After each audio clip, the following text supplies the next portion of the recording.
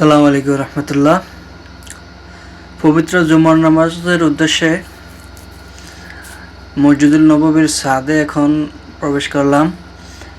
আমি নিচে বসা ছিলাম, একদম ভিতরে রওজা মোবারকের কিছুটা দূরে, 160-70 হাত দূরে।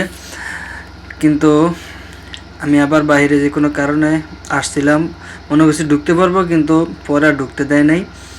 মসজিদ ফুল হয়ে গেছে ভিতরে। আমি আস্তে আস্তে মসজিদ ফুল হয়ে গেছে, এই জন্য আমি আর ভিতরে ঢুকতে পারি নাই। যে জুম্মার নামাজ মদিনায় পড়ার জন্য, মসজিদুল নববীতে পড়ার জন্য আসছিলাম, তো ভিতরে ঢুকতে পারি নাই, যে কোনো কারণে বের হইলাম। তারপর আর ঢুকতে পারি নাই। আমার জায়গাও ছিল, পাশে লোক ছিল, ওনাদেরকে বলছি আমি আসবো, কিন্তু ঢুকতে পারি, এই জন্য আর যেতে পারি নাই। কিন্তু উপরে জায়গা হলো, উপরে উঠলাম, প্রায় 4 তলার সমান উপরে। এখানেই বহু কাঙ্ক্ষিত আমার জুমার নামাজ মদিনায় পড়ার উদ্দেশ্যে আসছিলাম। দোতলায় জুমার নামাজ পড়লাম, পরে বের হলাম।